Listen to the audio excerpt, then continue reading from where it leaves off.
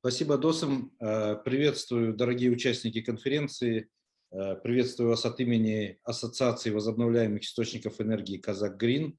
Сегодня я хотел бы выступить с презентацией актуальной проблемы ВИА в интеграции в единую энергосистему Казахстана. Если можно, следующий слайд. Вкратце о нашей ассоциации. Ассоциация «Казак-Грин» – это мы позиционируем себя как единая площадка для казахстанских международных игроков в отрасли возобновляемых источников энергии. Мы плотно работаем с Министерством энергетики, мы аккредитованы в Минэнерго, в Минэкологии, в НПП «Атомикен» и позиционируем себя, что мы формируем миссию, единую миссию от игроков ВИА по формированию целостной позиции для получения привлекательных условий инвестирования в проекты ВИА в стране. Если можно, дальше слайд.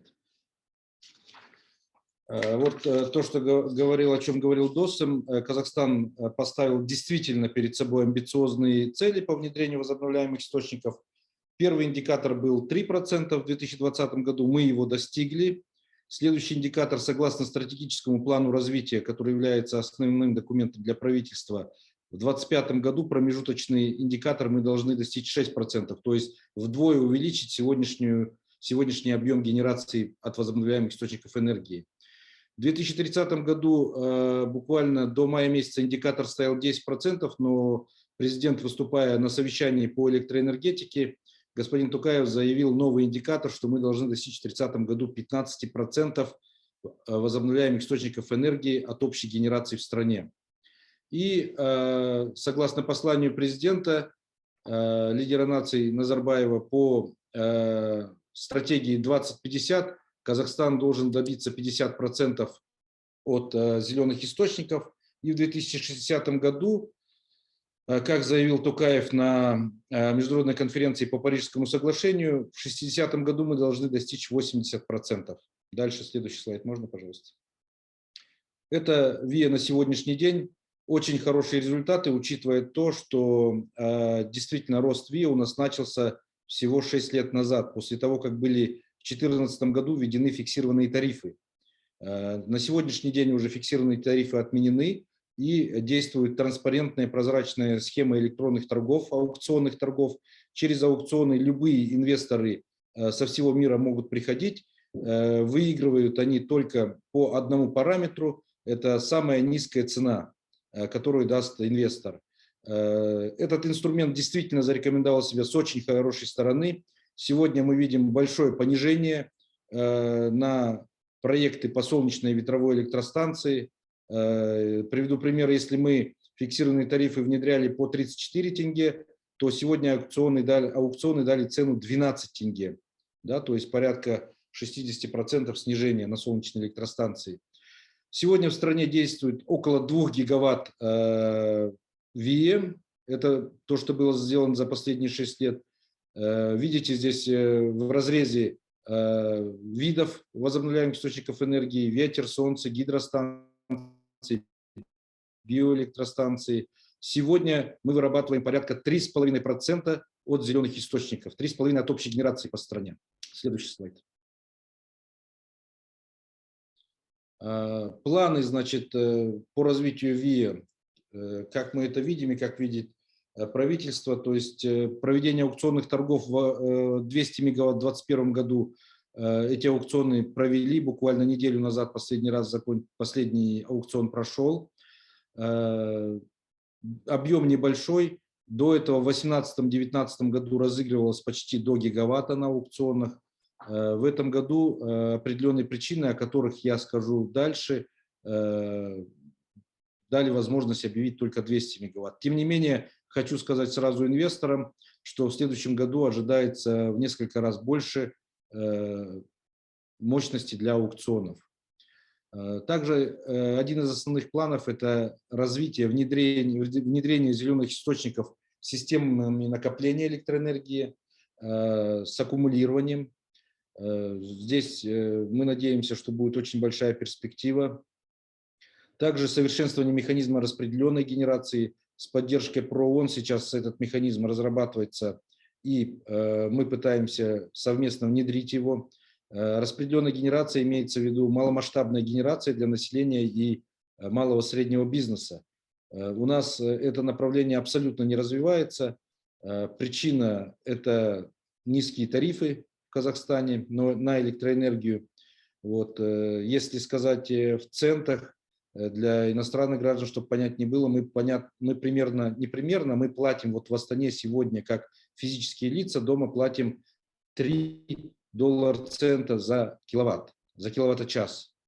Вот. Соответственно, таких цен в мире нету. Соответственно, если мы будем ставить, домохозяйства будут ставить возобновляемые источники энергии дома, и тем более, если это будет система накопления, то срок окупаемости уйдет на несколько десятилетий. То есть наши дети еще будут рассчитываться за это. Вот, соответственно, выгоднее брать с сети. Поэтому этот механизм не работает. Мы надеемся, что правительство и парламент поддержат нас в плане субсидирования каких-то преимуществ для того, чтобы внедрять именно маломасштабную распределенную генерацию. Также в планах предоставить стимулирующие механизмы для крупных ГЭС, что действительно нужно сегодня в Казахстане, и увеличение экологически чистой энергии в 2 раза до 2025 года, о чем я говорил. Вот, также в следующем году правительство намеревается ввести закон об альтернативных источниках энергии, куда войдет водород, промышленные газы, waste to energy, сжигание мусора, метан угольных пластов и другие источники. Следующий слайд. Вот, теперь о проблемах электроэнергетики.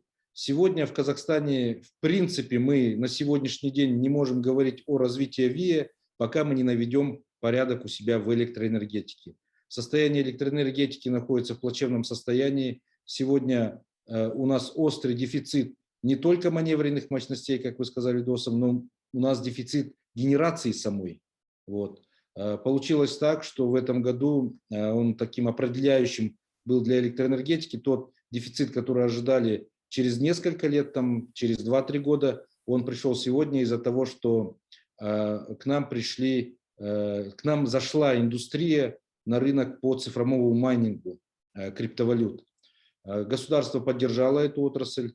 У нас одна из немногих стран в мире, где официально разрешен майнинг. Более того, со следующего года они должны платить уже налоги с каждого киловатта по 1 тенге. Отрасль развивается. В принципе, лично я, например, ничего против нее не имею, но из плюсов могу сказать то на сегодня, что именно система майнинга позволила нам вскрыть вот эти проблемы, которые в любом случае пришли бы к нам буквально через год, через 2. Соответственно, сейчас станции работают на пределе, при том, что в основном у нас генерация идет на угле, 73,6% это у нас тепловые электростанции на угле, доля гидроэлектростанций 11,5%, на газу у нас 8,5% и ветровые и солнечные электростанции 6,1%. Вот, при этом вот рядом есть сравнение с левой стороны, это доля тепловых станций в мире. Для сравнения так. Следующий слайд, пожалуйста. Второй больной вопрос, почему у нас не хватает генерации, почему у нас выходят из строя электростанции, это возраст наших электростанций. То есть в основном все электростанции были построены в советское время по генерирующему оборудованию. Более 55% имеют возраст более 30 лет, по гидроэлектростанциям 66% имеют возраст более 30 лет. Соответственно, это же головная боль, это же проблема низких тарифов не дает возможность для того, чтобы владельцы этих электростанций проводили модернизацию, реконструкцию, либо каким-то образом обновляли свое оборудование, не говоря уже о тех мерах, которые могли бы позволить снизить углеродный след от такой генерации. Следующий слайд. Вот динамика аварийности, то есть по графику можно понять, что в столбце, вот, например, в последнем столбце 1492 это мегаватты, а по часам, сколько часов в аварийных остановок, то есть на середину ноября этого года мы уже на 6% превышаем прошлогодние показатели. Соответственно, к концу года мы однозначно, я уже знаю, что мы превысим, потому что мы знаем те последние аварии, которые происходят. Это данные на 19 ноября, но последние дни происходили еще дополнительные аварии. То есть до конца года мы превысим показатели. Вы видите четкий рост динамики аварийности в энергосистеме Казахстана. И данный рост, к сожалению, можно с утверждением сказать, что будет продолжаться. Почему? Потому что у нас не хватает генерации. Сегодня мы с Россией вообще не происходит веерные отключения по Казахстану из-за того, что мы импортируем балансирующую мощность с России. Если в начале года эти были показатели 350-400 мегаватт в сутки, сегодня уже дошло до 1,5 гигаватта. Вот. При том, что наши станции работают все на пределе, не могут вывести ни в аварийные, ни в плановые ремонты оборудования, потому что это очень чувствительно, так как начался отопительный зимний период. Вот, соответственно, ситуация будет только ухудшаться в энергосистеме. Это вывод здесь только в одном, что инвесторы готовы заходить на рынок Казахстана, механизмы по привлечению инвестиций по инвестклимату в Казахстане хорошие для инвесторов зеленой экономики. У нас хорошие индикаторы, которые мы себе поставили, но существующее положение в электроэнергетике не даст возможность добиться, если не будут предприниматься срочные меры по внедрению балансирующих мощностей в любом виде маневренной генерации, вот, будь то газовые турбины, будь то накопители. Если говорить о гидроэлектростанциях, мы все прекрасно понимаем, что это технически сложные сооружения, соответственно, на реализацию их нужно 3, 4, 5 лет как минимум. Следующий слайд.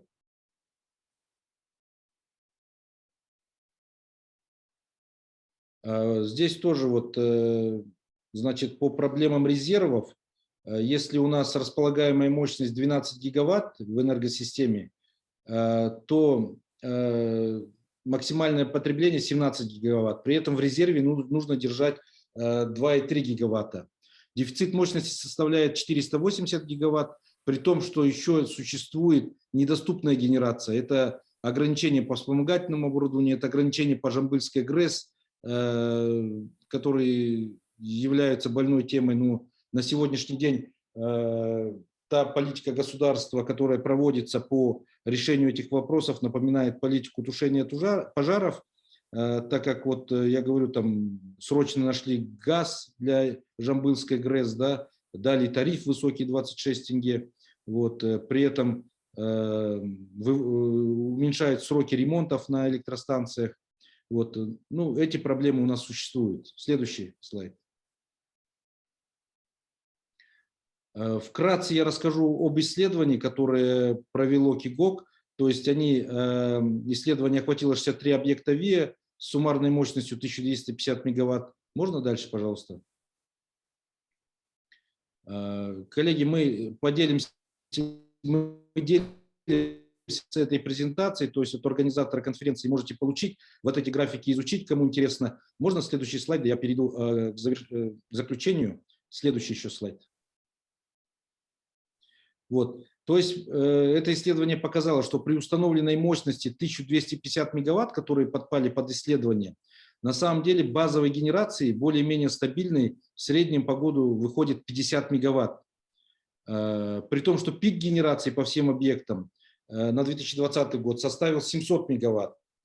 И, соответственно, необходимый объем регулирования работы возобновляемых источников энергии составляет 600 мегаватт. Таким образом, на каждые 2 мегаватта установленной мощности требуется 1 мегаватт регулирования.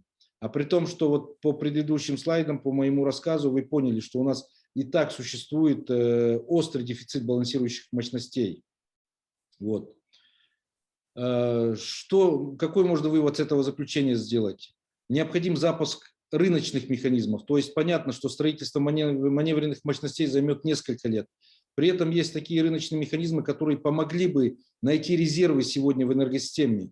Первое – это то, что мы поддерживаем как ассоциация, это внедрение балансирующего рынка, в том числе управление спросом, demand response. Это хороший рыночный механизм, который может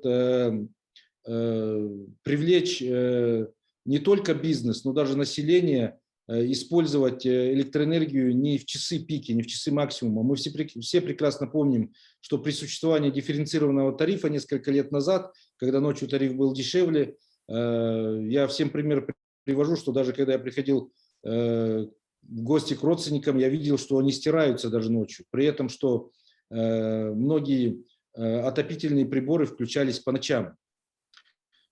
Поэтому применение таких рыночных механизмов остро необходимо.